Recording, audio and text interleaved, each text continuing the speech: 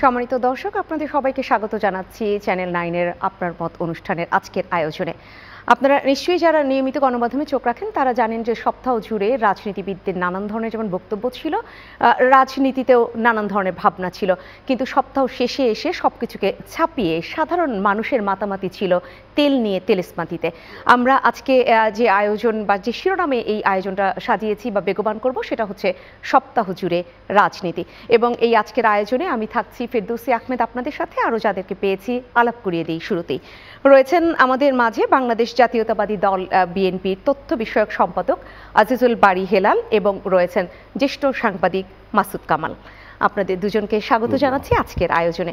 রাজনীতি দিয়েই শুরু করতে চাই, যেহেতু সপ্তাহের শুরুর দিকে বলেছি যে রাজনীতিবিদদের নানান ধরনের বক্তব্য ছিল। এই বক্তব্যের জায়গাটায় এই নির্বাচন সংস্কার নিয়ে তো নানান বক্তব্য ছিল, এই পাশাপাশি সবশেষে আজকে একটি বক্তব্য পাওয়া গিয়েছে, গণহত্যা গুম খুনের বিচার না হওয়া পর্যন্ত জাতীয় নির্বাচন নাকি হতেই পারে না। তাহলে জাতীয় নির্বাচন কি সব বিচার হওয়ার পরে হতে পারে? ধন্যবাদ আপনাকে।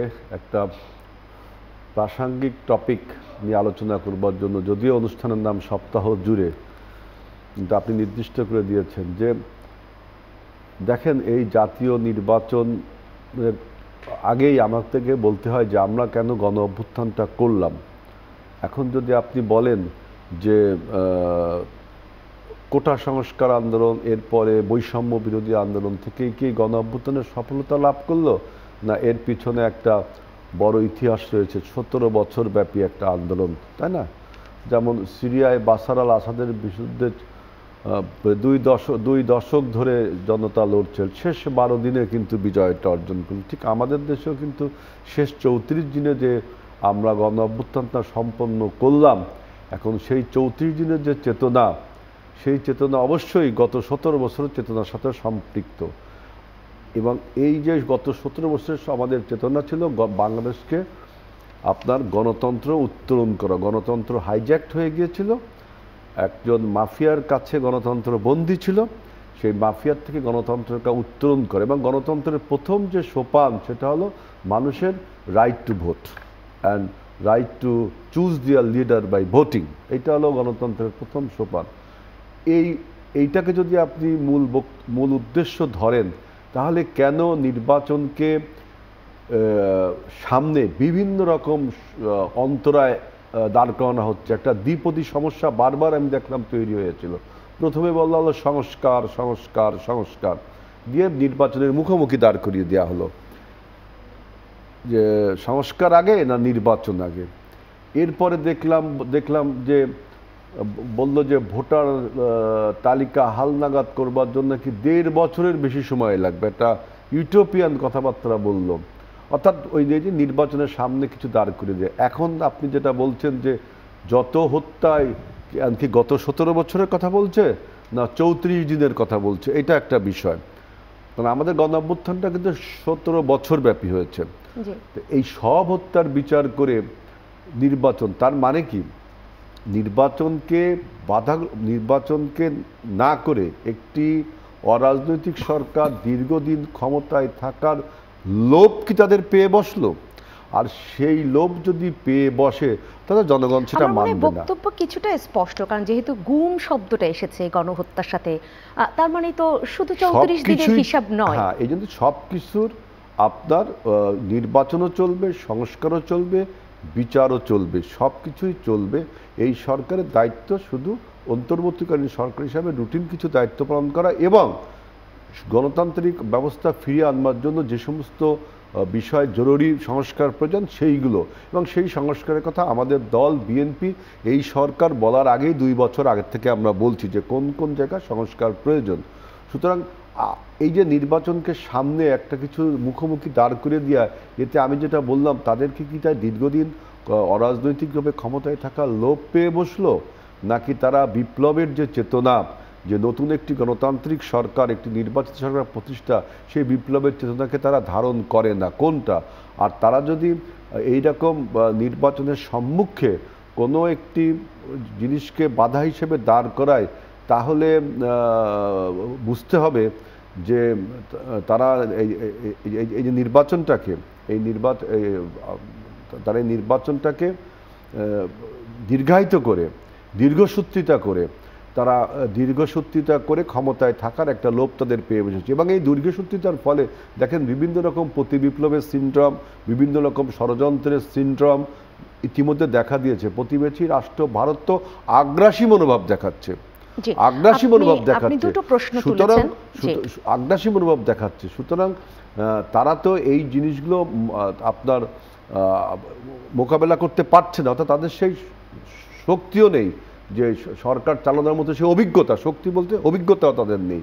এবং আমরা কি ভালোভাবে চলছে দেশটা, আমাদের আইন শৃঙ্খলা রক্ষাকারী পরিস্থিতি কি সেভাবে আছে, আমাদের দ্রব্যমূল্য কি নিয়ন্ত্রণের ভিতর আছে? আপনি দেখলেন যে সয়াবিন নিয়ে কি তেলেসমাতি করলো, সরকার 15 টাকা দাম বেড়ে দিল, সব সয়াবিনের দাম বাজারে এসে হাজির হলো। তাহলে এতদিন এই সয়াবিনগুলো কোথায় ছিল? সরকারের নিয়ন্ত্রণ সংস্থা ব্যর্থ। এই বিষয়টাতেও আপনাকে শুনবো, কিন্তু এই বিষয়টা একটু তুলেই রাখি, একটু পরে আলাপ করি এই বিষয়টাতে। রাজনীতিতে যে নানান ধরনের রাজনৈতিক বক্তব্য এসছে সেখান থেকে আমি মাসুদ কামাল আপনার কাছেও আসতে চাই। যে প্রশ্ন দুটা তুললেন আজিজুল বারী খেলাল সেটাই আসবো, কিন্তু এই যে নির্বাচন সংস্কার বা গণতান্ত্রিক ব্যবস্থা ফিরিয়ে আনার কথা বিশেষভাবে যেটা বললেন, সেই জায়গায় আমি বলি গণতান্ত্রিক ব্যবস্থার মধ্যে কি সমালোচনা থাকে না? তাহলে এই বক্তব্য কি আসলে কতটা এখানে আসতে পারে যে রাজনৈতিক দলগুলো অন্তর্বর্তী সরকারের ব্যর্থ প্রমাণ করার চেষ্টা করছে, এজন্য নানান ধরনের সমালোচনা করছে, এরকম একটি বক্তব্য এসছে তথ্য সম্প্রচার উপদেষ্টার পক্ষ থেকে, সেইটাকে আসলে আবার নানানভাবে রাজনীতিবিদরা তার বলেছেন যে সমালোচনা করা মানে সরকারকে ব্যর্থ করা নয়, এইটা বলেছেন রিজভী। হ্যাঁ, রুহুল কবির রিজভী তিনি এটা বলেছেন। আরও বক্তব্য এসে মির্জা ফখরুল ইসলাম আলমগীরও বলেছেন যে তথ্য উপদেষ্টার এই বক্তব্য রাজনীতি বিরোধী। আমি এই জায়গাটা থেকে আপনাকে শুনতে চাই। শুনেন, তথ্য উপদেষ্টা যে বক্তব্য দিয়েছেন এটা হলো ওনার অনভিজ্ঞতাজনিত কারণে, বয়স কম, অনেক অভিজ্ঞতার অভাব আছে ওনাদের, এবং রাজনীতিটা কি এটি উনি বুঝেন না। বেসিক্যালি প্রবাদ আছে গ্রামে একটা, সেটা হলো নাচতে না জানলে উঠান বাঁকা। এই সরকারের ব্যর্থতা প্রমাণ করার জন্য বিরোধী দলের দরকার নাই, এই সরকার নিজেই যথেষ্ট। এই সরকার জনজীবনের জন্য মানুষের, শুনেন সরকারের কাজটা কি রে ভাই? সরকারের প্রধান কাজ হলো মানুষের জীবনযাপনকে স্মুথ করা। গ্রামে যাইতে বলেন এই উপদেষ্টা মহোদয়কে, ওনাকে বলেন যে ভাই একটু গ্রামে যান, যাই দেখে আসেন, গ্রামের বাজারে একদিন যান, গার্ড টার্ড সারা যায়, একা যাইতে বলেন, দেখে আসুক গ্রামের মানুষ কি বলে, মানুষের আয় ইনকামের কী অবস্থা একটু খোঁজ দিতে বলেন। এত সোজা না, নিজে নাচতে পারতেছেন না, তাহলে কি তারা মানুষের পালস বুঝতে পারছেন না? তারা বুঝতেই পারছেন না। মন্ত্রিত্ব মন্ত্রণালয়তে আছেন, উপদেষ্টা নামক কাজটা তো মন্ত্রিত্বের, মন্ত্রিত্ব যে একটা দায়িত্ব, এই জিনিসটা উপলব্ধি করার ক্ষমতা আছে কিনা আমার সন্দেহ আছে। থাকলে এরকম ভাবে যারে তারে মারতো না। কি বলছে উনি? কি বলছেন? যে রাজনীতিবিদরা সরকারকে ব্যর্থ প্রমাণিত করছে, তাই না? রাজনীতিবিদরা ওনাদেরকে নিঃশর্ত সমর্থন দিয়েছেন বলে ওনারা টিকে আছেন। আমি যে চ্যালেঞ্জ দিয়ে বলি, বাংলাদেশের প্রধান 3টা রাজনৈতিক দল কালকে হাত তুলে নেয়, 3 দিন টিকবে না এই সরকার, জাস্ট 3 দিন টিকবে না, আমি চ্যালেঞ্জ।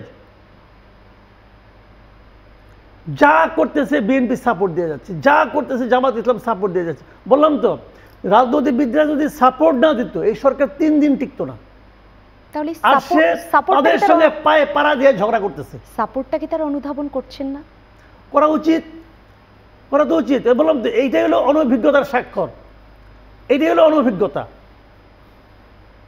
তারা তো নহায়ার, তারা বুঝে তারা যে কোথাও নাই, বুঝে, এটা বুঝে না, তারা কোথাও নাই। কিভাবে থাকবে? মানুষের মনে পর্যন্ত নাই, মানুষের হৃদয়ে পর্যন্ত নাই। এখন তারা আছে খালি পোস্ট দেওয়ার জন্য, কারে কোথায় বসানো যাবে, কারে কোথায় মানে কোথায় অমুকে বসানো যাবে, তমুকে বসানো যাবে, তারা কোথাও নাই, কোনো খবর রাখে না তো। ভাই, দেশটা অনেক বড়। তারা কি বলতেছে? তারা সংস্কার করবে। ওকে ফাইন, আপনি সংস্কার করেন। আপনি কি এখন পর্যন্ত প্রমাণ করতে পারছেন যে সংস্কার করার অ্যাবিলিটি আপনার আছে? আপনি এমন 21টা করে শুনলাম নাকি সংস্কার কমিশন করছে, এগুলি করে তাদের কাজ।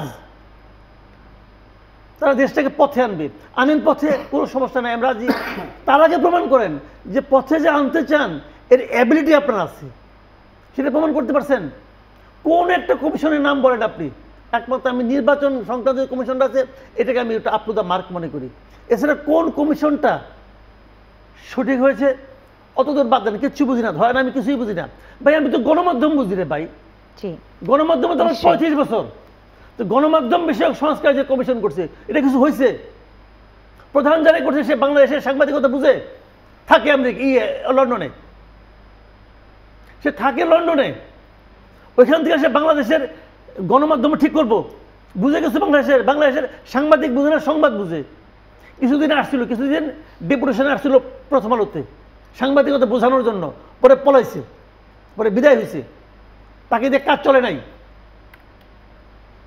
তাকে দেওয়া হয়েছে গণমাধ্যম কমিশনের চেয়ারম্যান। আর যাদেরকে আনছে তাদের প্রত্যেককে আমি চিনি, নাম ধরে ধরে বলতে পারি। কি জিনিসটা আপনি এরা বাংলাদেশে গণমাধ্যম সংস্কার করবে? ওই যে কাইন্দা কয় আমার সামনে যে সংস্কার করবে, আমি ভাই বিশ্বাস করি না। বললাম তো, কাজে অন্য অন্য কোন কমিশনটা হয়েছে? সবচেয়ে বিতর্কিত কমিশন যেটা কি সংবিধান সংস্কার কমিশন, যারা প্রধান বানাইছে সে আমার পার্সোনালি, আমার ব্যক্তিগতভাবে আমার টিচার ছিল ইউনিভার্সিটিতে। কোন ডিপার্টমেন্টে? জার্নালিজম ডিপার্টমেন্টের টিচার। মাসুদ কামাল যদি একটু বলেন, সংবিধান সংস্কার কমিশন সংস্কার করবে, ভালো কথা, মানে উপায়টা একটু জানতে চাই। সংবিধানকে কিভাবে সংস্কার করবে? এটা তো আপনি বেসিক প্রশ্ন করছেন। ওনারা একটা প্রস্তাব দিতে পারবেন, সংবিধান সংস্কার করবে, করাবেন কিভাবে? যে কোনো পৃথিবীতে অন্য অনেক কিছু আপনি একটা অধ্যাদেশ জারি করে একটা নির্ভয় আদেশে করতে পারেন। আপনি সংবিধানটা কেমন করে করবেন? সংবিধান করে একমাত্র এখতিয়ার জনগণের। তো জনগণ কোথায় এখানে? তাহলে এটা করতে হবে আপনার গণপরিষদে। গণপরিষদ কই ভাই? এইগুলো কি কারে কি বুঝায় এটা আমি বুঝি না। এখানে তাদের লেভেলে তারা যদি ধরে নিছে যে সবাই তাদের মতো করে, তাদের যে একটু কম বুঝে অথবা তাদের সমান বুঝে, এটা ধরে নিছে। ভাই ঘটনাটা তা না, ঘটনা তা না। আমার ছোট বাচ্চা, বুঝছেন, যখন সে তারপরে যখন ৬-৭ বছর ছিল তখনও সে আমারে বলতো, বাবা তুমি কিছু বুঝো না। যখন এটা বলতো তাহলে আমি জড়াই ধরতাম, আদর করতাম, হ্যাঁ বাবা আমি কিছু বুঝি না। এখন এদের এই অবস্থা, যারা তারা কয় তুমি কিছু বুঝো না।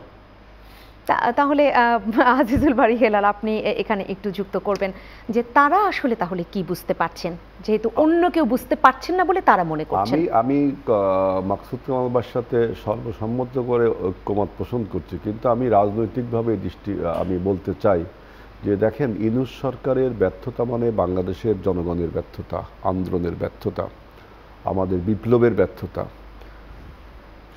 এই ইউনূস সরকারের কোনো ব্যর্থতায় পর্যবসিত কোনো কিছু এটা বাংলাদেশের জনগণ চাইতো না, এবং বাংলাদেশের জনগণের প্রতিনিধি করে যে রাজনৈতিক দলগুলো তারাও চায় না।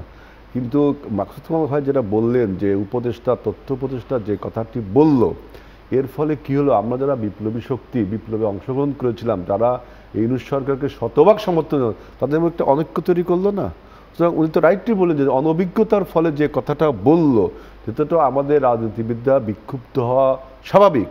এরপরে আবার এই তথ্য উপদেষ্টা কেন, তার যে প্রেস সচিব সেও কিন্তু একবার বলেছিল যে উপদেষ্টা হয়ে গেছে এখন, মাহফুজ সাহেব মনে হয়, সে বলছিল যে এই যে বাংলাদেশে যে সমস্ত ষড়যন্ত্র হচ্ছে এর সাথে ডান বাম সবাই জড়িত। ভাই তাহলে কি আপনি দুহাত তুলসী পাতা, এখন তো আপনাদের বিরুদ্ধে তাহলে বলতে হয় যে আপনারা যে অনভিজ্ঞতা এবং অদক্ষতা দেখাচ্ছেন, যার ফলে আমাদের এই বিপ্লব ব্যর্থতায় পর্যবসিত হচ্ছে। দেখেন, আপনারা প্রশাসনে বিভিন্ন জায়গায় যে নিয়োগগুলো দিচ্ছেন, এই যে বর্তমান ইউনূস সরকার, আমি কিন্তু বলছি যে ইউনূস সরকারের সফলতার পরে বাংলাদেশের আমাদের যে আন্দোলন তার সফলতা নির্ভর করছে। তাদেরকে সমর্থন করেই আপনার শ্যাডো অফ দ্য বিরোধী দল ধরতে পারেন।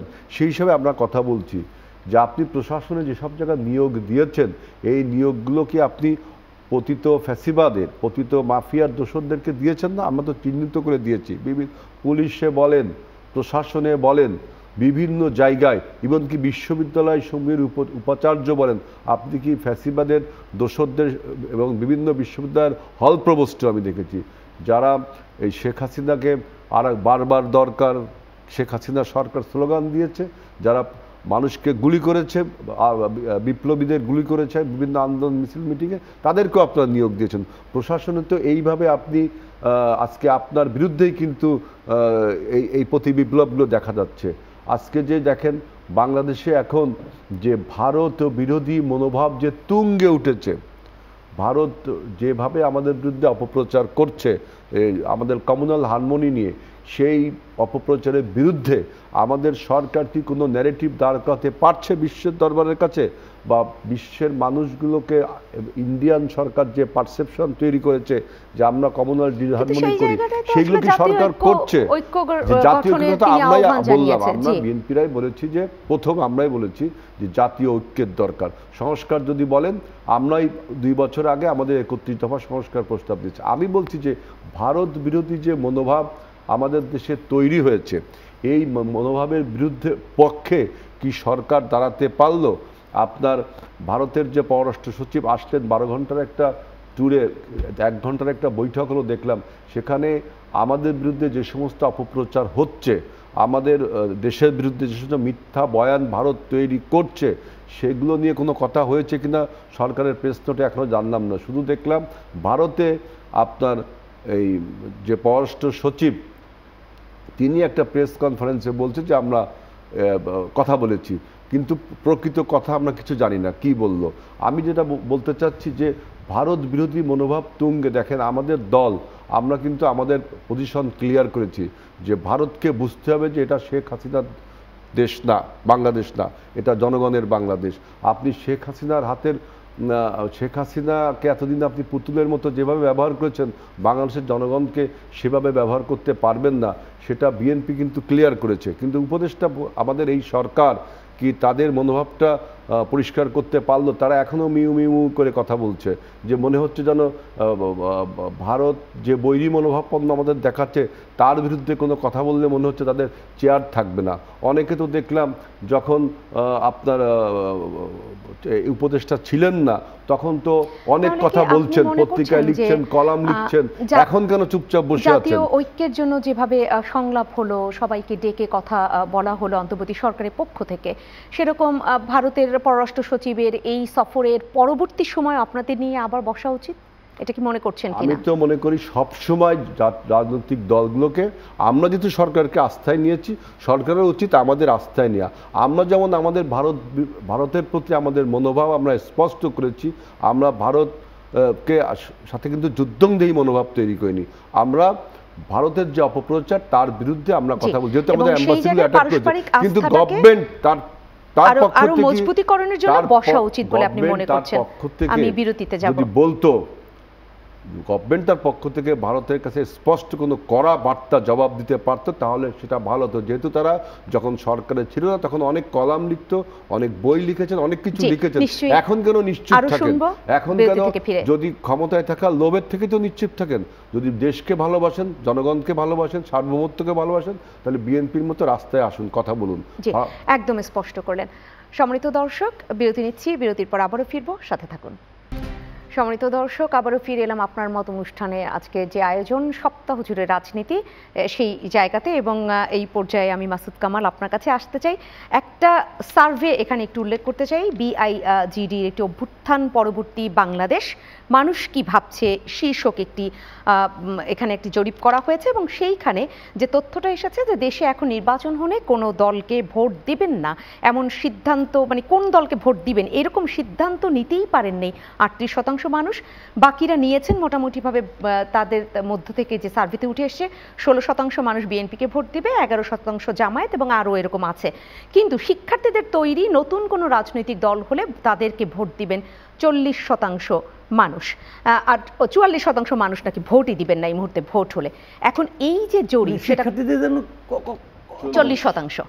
হ্যাঁ, এবং এই জায়গাটায় কত শতাংশ মানুষের উপরে এই জরিপ করা হয়েছে সেটা নিয়ে ভিন্ন একটি আলোচনা হতেই পারে। কিন্তু আমি যে জায়গাটায় আপনাকে একটু শুনতে চাই সেটা হচ্ছে এই জরিপের যদি গুণগত বা তাৎপর্যগত যদি বিশ্লেষণ আপনি করেন, আপনি আসলে এইটা কতটা সঠিক বলে মনে করছেন বা যৌক্তিক ব্যাখ্যাটা কতটুকু খুঁজে পান?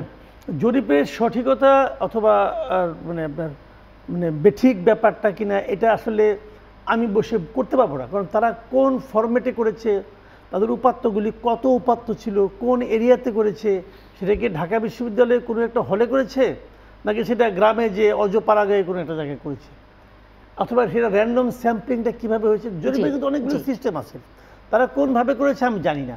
তবে আমি বলবো যদি 44% লোক ছাত্রদেরকে ভোট দিতে চায়, এটা যদি এসে থাকে 40%, আর 40 44% কাউকে ভোটই দিবে না এই মুহূর্তে যদি 40 নির্বাচন দিবে অনুষ্ঠিত হয়। ছাত্রদেরকে, আর 44 দিবে না ভোটই, তো হয়ে গেল 84। 8 থাকে 16 যদি বিএনপিকে দেয় তাহলে 11 করতে গেল যে জামাতে ভোট দিবে। এখানে আপনি ওভাবে একদম 100 নিতেই পারবেন না যোগ দিলে, সেটা মিলছে না। তাহলে এই জরিপ আমি বুঝতে পারলাম, আমি কি মন্তব্য করবো আমি জানি না। তবে আমি মনে করি এই জরিপে যদি ভালো হয়, এটা যদি হয়ে থাকে তাহলে তো ছাত্রদের এটা বিশ্বাস করে ইমিডিয়েট একটা দল করা উচিত, ইমিডিয়েট। কারণ এই 40 যাতে নাকি না কমে, 40 কমার আগে যদি তারা দল করে ফেলায় এবং ইলেকশন ইমিডিয়েট দিয়ে দেয়, তাহলে 40% ভোট পেয়ে তারা ক্ষমতায় চলে আসবে। সমস্যাটা কি? কারণ নির্বাচনের কথা শুনলে ওরাই তো সবচেয়ে মন খারাপ করে, কাজে বিএনপি নির্বাচন চায়, বিএনপি তো মাথা খারাপ। আমি বিএনপির ব্যাপারটা কিছু বুঝি না। এই তারা বলতেছে যে বিএনপি সহ সব দল তাদেরকে মানে ব্যর্থ করতেছে, আবার বিএনপির এক নেতা আমার পাশে বসে বলে যে তারা ইউনিয়ন সরকারকে ব্যর্থ হইতে দিবে না। আমি বুঝতে পারছি না যে আসলে ভালোবাসা একতরফা কি হচ্ছে। আবার এখানে বিএনপি জরিপে বলতেছে বিএনপি ভোট পাবে 16%, তারপরে আবার বিএনপি ইলেকশন চায় ফেল করার জন্য নাকি। বিএনপি ব্যাপারটা আমার কাছে ক্লিয়ার মনে হচ্ছে না যদি আমি জরিপকে বিশ্বাস করি। তো ভাই এগুলি হতে থাকবে, বাট প্রশ্নটা হলো জানেন কি, ইলেকশন কি হবে, কে জিতবে, কে আসবে, এটা নিয়ে ভাই আমি বদার না, আমার একটা মাথা আমি ঘামাই না। আমি মাথা ঘামাই হলো যে ভাই আমার জীবনটা এখন কেমন চলছে। হেলাল ভাই যদি ইলেকশনে জিতে, হেলাল ভাই মন্ত্রী হবে, আমার কি হবে ভাই? আমার তো কোনো চান্স নাই। যদি জামাতে ইসলাম জিতে তাহলে শফিকুর রহমান সাহেব প্রধানমন্ত্রী হবে, আমার কি হবে? আমাকে তো গ্রহণ করবে না। আমার কথা হলো ভাই তখন আমি বাজার করে খামো, এখন আমি বাজার করে খাই। তিনি আমার প্রতিনিধি হবে, আমার কথা বলবে, এই আস্থাটা আমাদের নাই কেন? না, এই আস্থাটা আছে আমাদের, তাদের উপর আস্থা আছে, প্রচন্ড আস্থা আছে। আস্থা না থাকলে ভোট দেই কেমন কিনা? ভোট তো কাউর দেই, আমি কেন দেই? আস্থা থেকে তো দেই, ভোট দিয়ে ঠিক আছে। কিন্তু আমার কোশ্চেনটা হলো কি, ভোট দেওয়ার পরে আমার কি প্রত্যাশা যে ভাই আমার কাজটা আমিই করব। আমার বাসায় আপনাকে চাল দিয়ে আসতে আমি বলি না, আমার বাসায় মাছও কিনে দিয়ে আসতে আপনাকে হবে না। আমার খালি কথা যে আপনি দায়িত্ব পাওয়ার পরেই 1 মাসের না যাইতেই সয়াবিন তেলের দাম 8 টাকা বাড়াই দেন না। আমার খালি এইটুকুই দাবি আপনার কাছে, আর কিছু দাবিটা। বাণিজ্যমন্ত্রী একটা নিয়োগ করছে, আগেটা নাকি পারতো না, নতুন একটা নিয়োগ করছে। উনি পাড়ার এমন নমুনা দেখাইছে, মাস ঘুরে নাই, তেলের দাম 1 লাখ 8 টাকা বেড়ে গেছে। এবং এই তেল কিন্তু আগের দিন পাওয়া যাচ্ছিল না, কোথাও নাই, এই তেল নাই বাজারে। যেই 8 টাকা দাম বাড়াইলো অমনি তেল অ্যাভেলেবল হয়ে গেলো। এবং দাম বাড়ানোর আগ মুহূর্তে তারা কার সঙ্গে আলাপ করছে, উনি আলাপ করছে যাদের দাম বাড়বে, যাদের কোম্পানি, তাদের সঙ্গে আলাপ করছে। ভাই পাবলিকের সঙ্গে আলাপ করছেন আপনি তো ওই লোকগুলির মন্ত্রী, আপনি তো সেই সিন্ডিকেটের মন্ত্রী, আপনি তো পাবলিকের মন্ত্রী না। এটা কি সিম্পল? তাহলে এই সমস্ত লোক কেন মন্ত্রী বানাচ্ছে? এক ধরনের আরেকটি বক্তব্য আমি মানুষের পালস বুঝে কিছু বুঝে না। যেখানে যে বক্তব্যে উল্লেখ করা হয়েছে যে বিশ্বে এখন এই মুহূর্তে বলা হচ্ছে যে এই মুহূর্তে বিশ্বে আর একটি দেশও খুঁজে পাওয়া যাবে না বাংলাদেশ ছাড়া যেখানে কিনা প্রশাসনের চেয়েও সিন্ডিকেট সবচেয়ে শক্তিশালী। তাহলে সেই বক্তব্য কি সঠিক? এখানে তো তাই হলো। এতদিন যিনি ছিল উনি সিন্ডিকেট বুঝতো না, এদের দাম বাড়ায় নাই, আর উনি তড়িৎ বেগে বুঝে নিয়ে সে 1 মাসের মধ্যে 8 টাকা বাড়াই দিছে। উনি যে 8 টাকা বাড়াইছে ভাই, আমাকে একটা কাছে সিম্পলি বলেন, উনি কার মন্ত্রী? উনি জনগণের সঙ্গে আলাপ করছে, জনগণের মতামত নিচ্ছে, কোনো গণশুনানি করছে? ওনার প্রক্রিয়াটা কি দাম বাড়ানোর? বাজার মনিটরিং করছে উনি? এগুলো যে মজুদ করছে কিনা, মজুদদারকে ধরার চেষ্টা করছে? কোনো কিছু করছে? কিছুই করে নাই। নিজের রুমে সিন্ডিকেট মেম্বারদের ডাকছে, ডেকে বলছে কি ভাই আমিও আপনাদের মতো একজন, বলেন কত বাড়লে চলে? অত বাড়লে চলে, 8 টাকা দিলাম, বাড়াই 8 টাকা। 8 টাকা আমার যে 8 টাকা খরচ বাড়লো, এই 8 টাকা উঠে দিবে আমার। বাড়ালে দোকানে গেলে আবার তেলের বোতলটা পাওয়া যাবে, এটাই কি তাহলে? এটাই চলছে। আমার দুঃখ বুঝছে উনি, ওই ব্যবসায়ীদের দুঃখটা বুঝছে, ব্যবসায়ীদের আবদারটা বুঝছে। ব্যবসায়ীদের দুঃখিত আবদার করছে, আপনি আসছেন আমাদের লোক, আমাদের জন্য একটু করবেন না? ঠিক আছে, করে দেখাই দিলাম। এই উদ্ভট মানে যারা নাকি একটা মানে উপদেশটাকে খুঁজে বের করতে পারে না, যে নাকি জনগণের জন্য কাজ করবে। ভাই এদের তো কোনো মনে করেন, আমি বলি একটা আওয়ামী লীগ বিএনপির সমস্যাটা কি? আওয়ামী লীগ বিএনপির সমস্যাটা একটা বড় দল, দলের কর্মীদেরও একটা চাপ থাকে, কর্মীদেরও একটা আকাঙ্ক্ষা থাকে, নানা রকম ইকুয়েশন তাদের করতে, এতে তো কোনো ইকুয়েশন নাই। আর সে কয়দিন থাকবে, চলে যাবে। এই কয়টা দিন তারা জনগণের জন্য এমন কাজ করবে, যেমন আসিফ নজরুলের মাঝখানে বলতো না একবার, অনেকদিন আগে বলছে, আমি যদি একবার চান্স পাই এমন কাজ করব, এমন কাজ করব যাতে নাকি দেশের মানুষ মানে হয়ে যায়, খুশি হয়ে যায়। তাহলে এইটা কি ওরা শুনে নাই? উনি তো ভুল করছে, ওরা উচিত ছিল সবটা উপদেশে শোনানো, এমন কাজ করব, এমন কাজ করব যে 1 মাস না পেরোতে 8 টাকা বাড়াই দেবো। তাহলে দেখো 8 টাকা পাইলে কি ক্ষতি হয় উনি বুঝে? তাহলে এটা কি আমাদের আমাদের দেশের একটি সিস্টেমের বড় সমস্যা কিনা? আমি আজিজুল বারী হেলাল আপনার কাছেই আসি, যে একটা কথাই আছে না যে ওই জায়গাটায় যেই যাবে সেই আসলে নিজেকে অনেক, আমি সেই রূপক বাক্যটা ব্যবহার করতে চাচ্ছি না, কিন্তু আপনি নিশ্চয়ই বুঝতে পারছেন। তাহলে সরকার গঠন করলে কি সবাই অন্যরকম পরিবর্তন হয়ে যায়?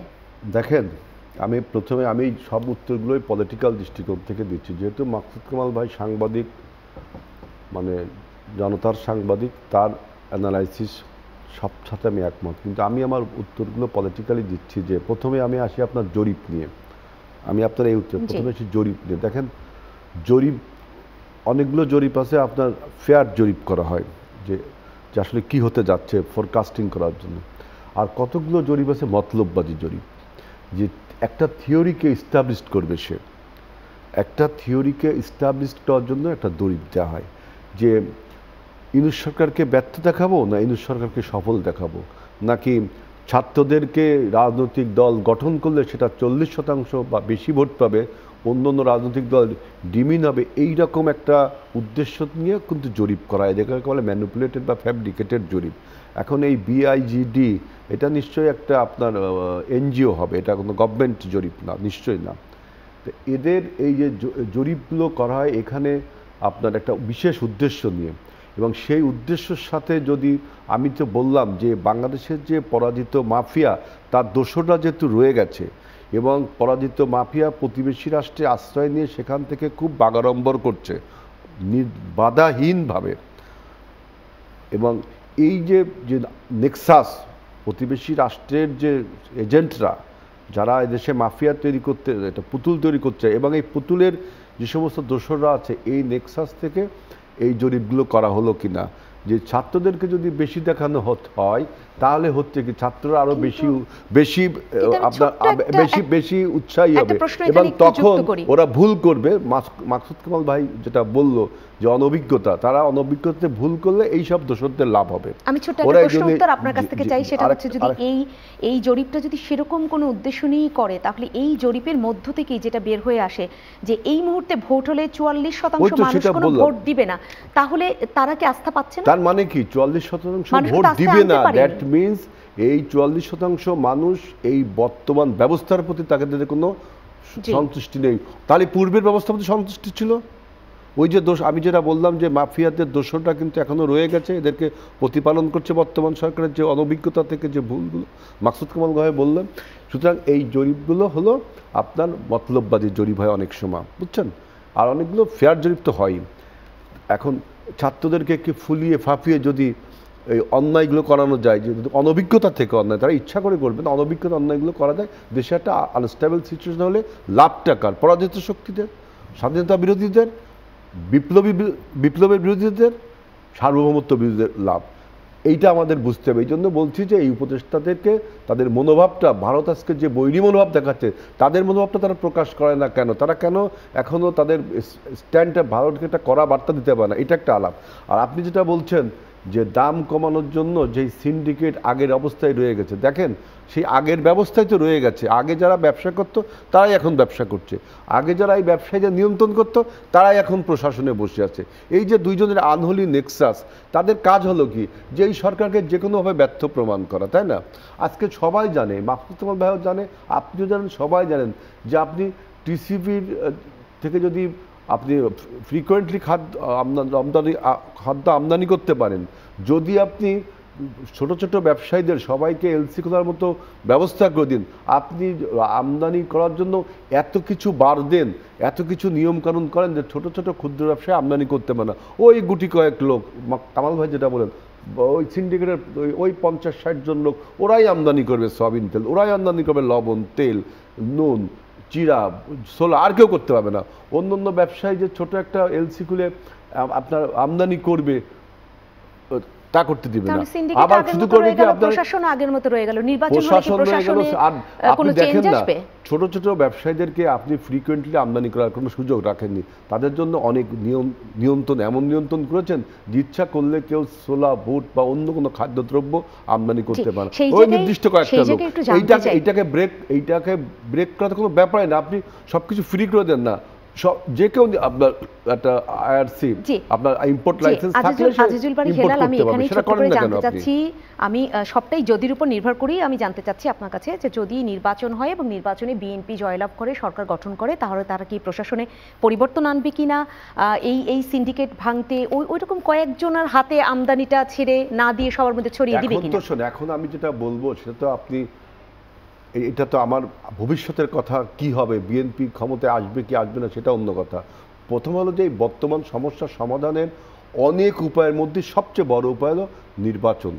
আজকে যদি নির্বাচনের ডামাডোল, নির্বাচনের হাওয়া দেশে বইতে শুরু করে, অনেক কনস্পিরেসি কিন্তু থেমে যাবে, সবাই নির্বাচনের দিকে মনোনিবেশ করবে এবং নির্বাচনই একমাত্র আমি দেখলাম অনেক সমস্যা সমাধান হয়ে যাবে। এখন নির্বাচন করতে গিয়ে যে সমস্ত সংস্কারের প্রয়োজন, যেমন বাংলাদেশের সংবিধানে তত্ত্বাবধায়কের ব্যবস্থা নেই, সেটা আপনি ইনপুট করেন।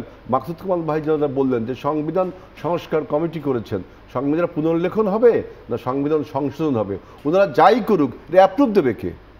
ভাই বললো না যে জনপ্রতিনিধি, তার মানে ওটাকে বলা হয় সংবিধান পরিষদ।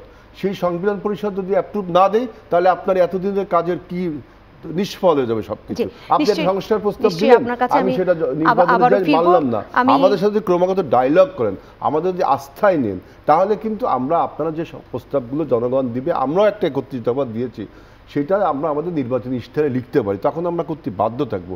তারপরেও যদি আমরা সরকার গঠন করি, আপনি একটা ঢাউস মার্কা সংস্কার প্রস্তাব দিলেন, আর সংস্কার প্রস্তাবটা কোনো অ্যাবসুলেট ব্যাপার না, এটা তো সবাই জানে, এটা একটা রিলেটিভ ব্যাপার, এটা সময় পরিবর্তন হয়। আমাকে আরেকটু সময় দেন।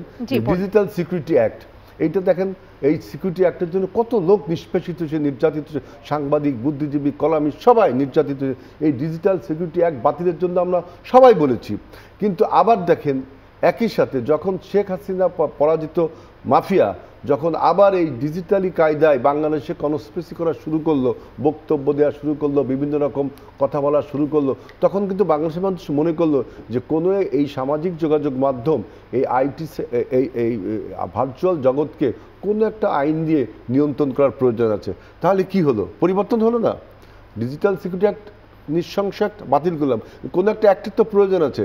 তার মানে আমি বোঝাতে চাচ্ছি যে অ্যাবসুলেট সংস্কার কোনো অ্যাবসুলেট টার্ম না, এটা পরম ব্যাপার না, এটা একটা চলমান প্রক্রিয়া, এটা পরিবর্তনযোগ্য, বিবর্তনধার পরিবর্তন হয়। আপনি সবকিছু সংস্কার করে নির্বাচন করবেন, এটা ঠিক হয় না। সেক্ষেত্রে আপেক্ষিক শব্দটাকে আমরা চলমান অর্থেই রাখতে পারি। আমি ফিরবো আবারও বিরতি শেষে, রয়েছেন আপনারা।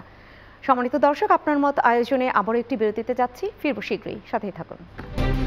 আবারও ফিরে এলাম আপনার মতের আজকের আয়োজনে। আজ কথা হচ্ছে সপ্তাহ জুড়ে রাজনীতি। রয়েছেন আমাদের সাথে আজিজুল বারী হেলাল এবং মাসুদ কামাল। মাসুদ কামাল, আপনার কাছে এই পর্যায়ে আসতে চাই।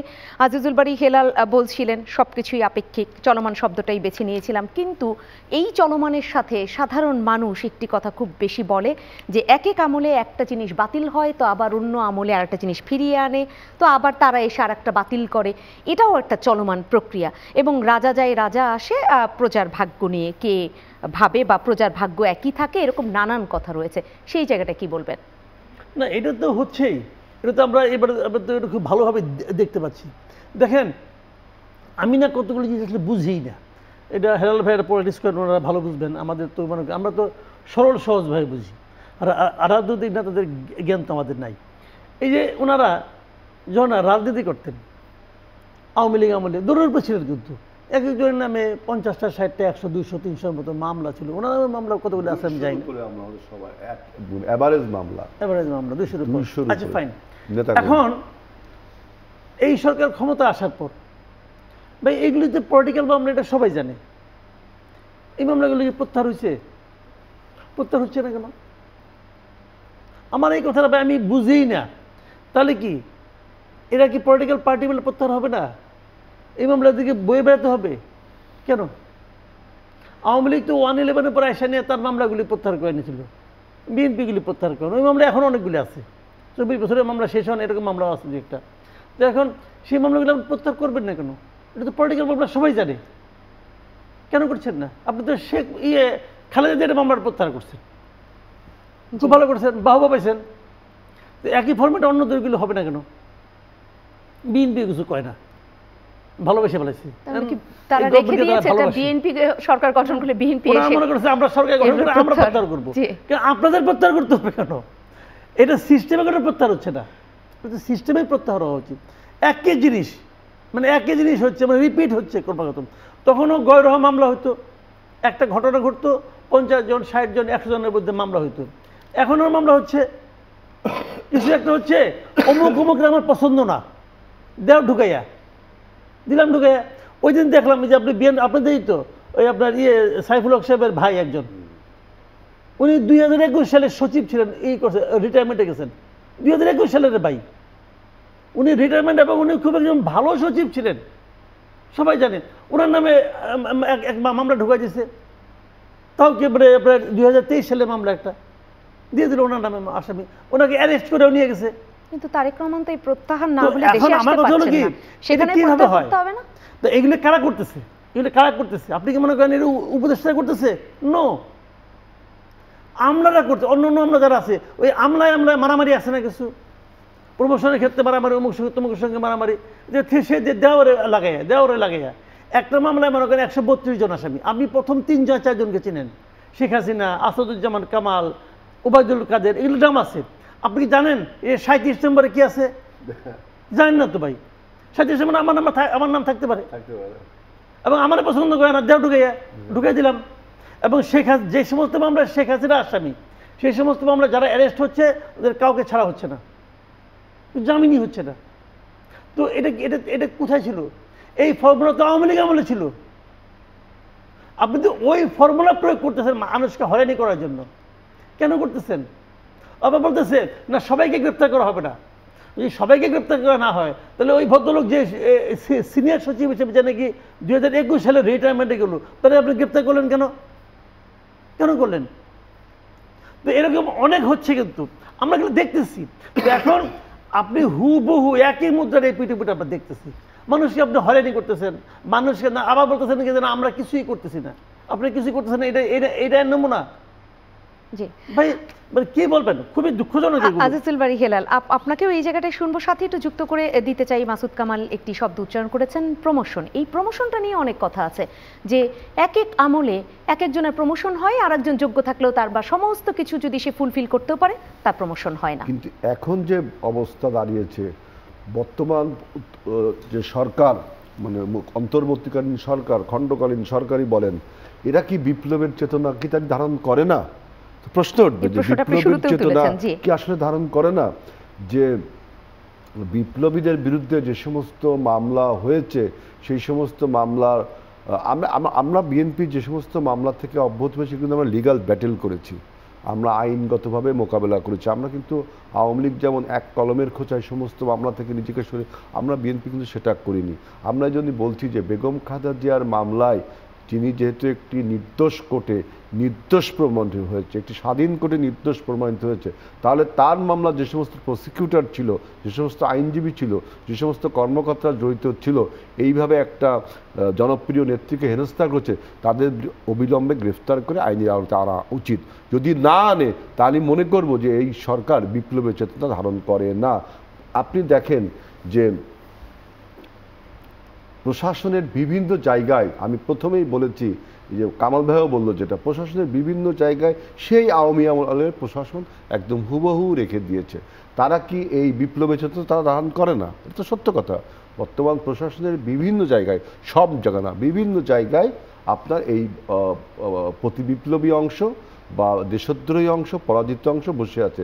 তারা তো বিপ্লবের চেতনা ধারণ করে না, তারাই আজকে এই সমস্যাগুলো সৃষ্টি করছে। এই যে ঢালাও মামলা, এটা অবশ্যই কোনো একটা কনস্পিরেসি থেকে এগুলো হচ্ছে, হালকা করবার জন্য না। ঢালাও কি জন্য? এই বিপ্লবকে ব্যর্থ করবার জন্য। ডক্টর ইউনূস সরকারের ব্যর্থতা মানে তো বললাম যে আমাদের সামগ্রিক ব্যর্থতা।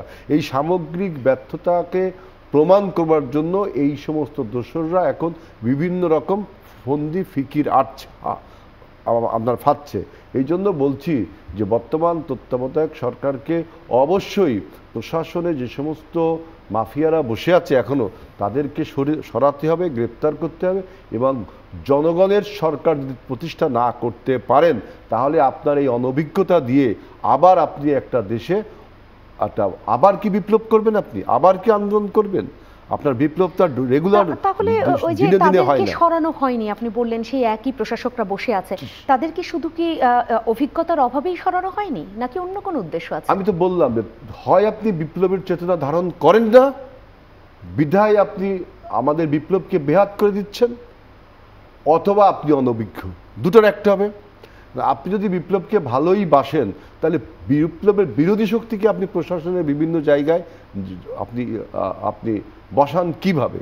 এরকম বহু উদাহরণ আমি দিতে পারি কোথায় কে বসে আছে, এবং বিভিন্ন টেলিভিশনে আমি বলেছি এই কথাগুলো যে কোথায় কোন জায়গায় কে বসে আছে। শুরুর বক্তব্যে আরেকটি প্রশ্ন তুলেছেন যে তাদেরকে লোভ পেয়ে বসলো কিনা, সেই প্রশ্নের উত্তরও কি এর মধ্যে রয়েছে? অবশ্যই দীর্ঘসূত্রিতা। যদি আপনি দেশে এরকম টালমাটাল সিচুয়েশন, এটা কিন্তু এক ধরনের হাইপোথিসিস, যদি টালমাটাল সিচুয়েশন তৈরি থাকে তাহলে এই সরকারকে এই টালমাটাল সিচুয়েশন মোকাবেলা করতে হবে। তার মানে মোকাবেলা করতে তো সরকার থাকতে হবে, এবং তখন দিবেন কাকে? বিপ্লবীদের দোষ দিচ্ছেন, মানে আত্মহননের একটা প্রচেষ্টা, এটা একটা যে বিপ্লবীদের দোষ দিচ্ছেন। ইতিমধ্যে তো একজন উপদেষ্টা তো উনি বললেনই, মাসুদ কামাল ভাই, আমি তো দেখলাম প্রেস সচিব, এবং দেখেন বর্তমান ইউনূস সরকার তিনি বললো যে ওমকে মাস্টার মাইন্ড।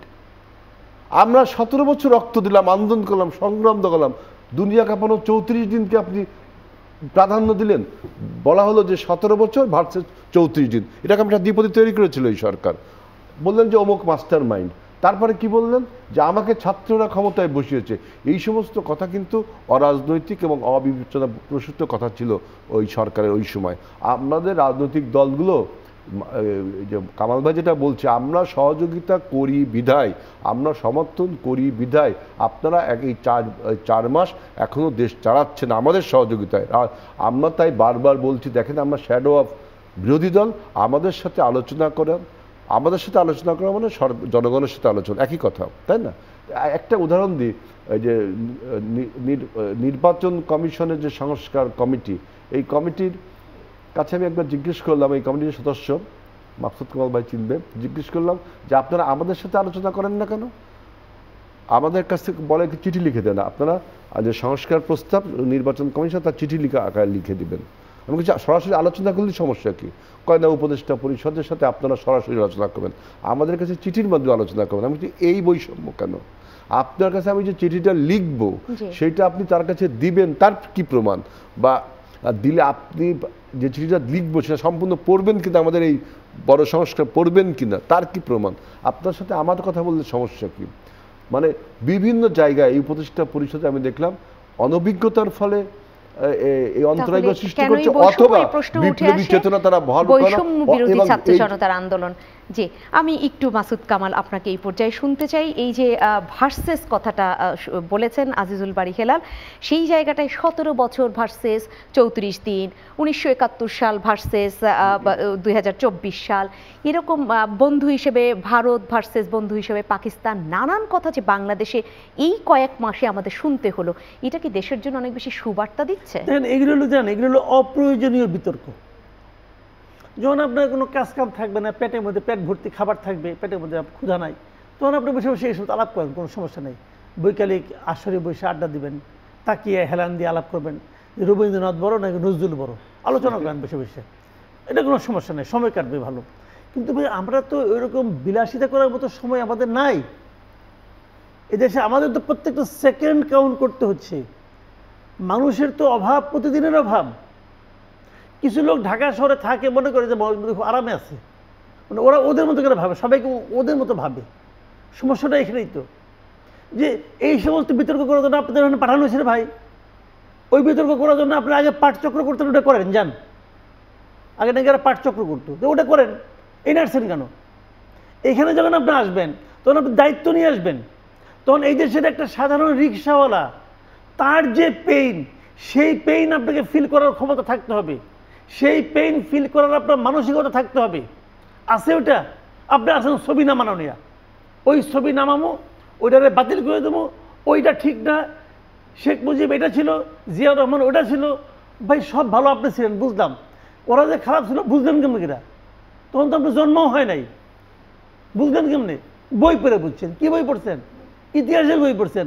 কোন ইতিহাসের বই পড়ছেন? বাংলাদেশে ৭১ সালের পর থেকে ইতিহাসের কয়েকটা ভার্সন আছে। একটা ইতিহাস লিখছে শেখ হাসিনা, ওটা পড়লে মনে হয় বাংলাদেশে একজন লোক মাত্র যুদ্ধ করছে, আর কেউ যুদ্ধই করে নাই। আরেকটা লিখছে জিয়া রহমানের দল, যে বিএনপি, ওইটা পড়লে মনে হয় যে বঙ্গবন্ধু শেখ মুজিব বলতে কেউ ছিল না। আরেকটা লিখছে জামাতে ইসলাম, আরেকটা লিখছে বামপন্থীরা। বামপন্থীর বই আবার কয়েক রকম, একটা বদরুদ্দিন ওমর, একটা ফরহাদ বাজার, আবার আরেকটা সিপিবি, অনেক আছে বই। আমার কথা হলো ভাই আপনি কোন বইটা পড়ছেন বলেন না? সব বই পড়ছেন? সব বই পড়ে নিজের সিদ্ধান্ত নেবেন, ওই বয়সই তো আপনার হয় নাই। জি, এক বইয়ের পাঠক সম্পর্কে না খুব সাবধান থাকতে হবে। দামি কথা বলেছেন, খুব অল্প সময় একটা দামি কথা বলে দিলেন যে সব বই পড়ে যদি সিদ্ধান্ত নেওয়া যেত তাহলে হয়তো সঠিক পথে হাঁটতে পারত পরবর্তী জেনারেশন। আমি শেষ করব আজকের আলাপ। আজিজুল বারী হেলাল, আপনাকেও এই জায়গাটায় অল্প একটু শুনতে চাই, কারণ শেষ করতে হবে। আমি মনে করি যে সরকারের ভিত্তিতে যেহেতু কোনো অ্যাকাউন্টেবিলিটি নেই, অর্থাৎ জবাবদিহিতা নেই, যদি তার জবাবদিহিতা সরকার থাকতো তাহলে জনগণের সমস্যা, কামাল ভাই যেটা বললেন, জনগণের পেনটা তারা বুঝতো, জনগণের কাছে জবাবদিহিতা করতে হবে। আর ইতিহাসের কথা যেটা বললেন, দেখেন বিএনপির ইতিহাস, আওয়ামী লীগের ইতিহাস, জামাতে ইসলামের ইতিহাস বা কমিউনিস্ট পার্টির ইতিহাস, এটা একটা বিসঙ্গ। ইতিহাস সাধারণত ঐতিহাসিকরা রাখে এবং ঐতিহাসিকদের বিভিন্ন ভার্সনও থাকে, বিভিন্ন দৃষ্টিকোণ থাকে। যেমন আমাদের দেশে ইউরোপিয়ানরা আমাদের দেশকে কীভাবে দেখতো সেইভাবে একটা ইতিহাস আছে। আমাদের দেশের কিছু লোক ইতিহাস লিখেছেন, একজন ঐতিহাসিকের নিজস্ব চিন্তাভাবনা থেকেও ইতিহাস লিখতে, তাই না? কিন্তু বিএনপির ইতিহাস, জামাতের ইতিহাস, উমকের ইতিহাস, এই ইতিহাসগুলো আসলে ইতিহাস না, এগুলো হলো বিকৃত। ইতিহাস হলো ঐতিহাসিকরা লিখবে, ইতিহাস নির্মাণ করে রাজনীতিবিদরা, কিন্তু ইতিহাস লেখে ঐতিহাসিকরা। সুতরাং ঐতিহাসিকদের লেখাগুলো আমরা যদি পড়তে পারি, সেই সব লেখা পড়লে আপনি একটা কামাল ভাই যেটা বলে একটা সিদ্ধান্তে আসতে পারেন যে আসলে কোনটা ঠিক। কিন্তু বিএনপি, আওয়ামী লীগ, জামাত, জাতীয় পার্টি বা বামপন্থী, এদের ইতিহাসটা আমি বলছি যে ঐতিহাসিকদের ইতিহাস, এবং ঐতিহাসিকরাও কিন্তু কোনো না কোনো চিন্তা এবং চেতনা। যেরকম যুদ্ধ নয় শান্তি বিশ্ববিখ্যাত বইটাতে বলা হয়েছিল যে ইতিহাসের নিয়ামক হয় একদম সাধারণ মানুষ, কিন্তু বাংলাদেশের ইতিহাসে সাধারণ মানুষকে আমরা কোথায় খুঁজে পাই, সেটাও একটি বড় প্রশ্ন। আজকের আয়োজন শেষ করতে হবে। অসংখ্য ধন্যবাদ জানাচ্ছি আজিজুল বারী হেলাল আপনাকে, মাসুদ কামাল আপনাকে অসংখ্য ধন্যবাদ। সম্মানিত দর্শক, আপনাদেরকেও অসংখ্য ধন্যবাদ আজকের আয়োজনে থাকবার জন্য, এবং আমরা এই আয়োজন নিয়ে আবারও ফিরব শনিবার থেকে বৃহস্পতিবার পর্যন্ত ঠিক রাত 10টায়। দেখতে চোখ রাখুন চ্যানেল 9-এর পর্দায়।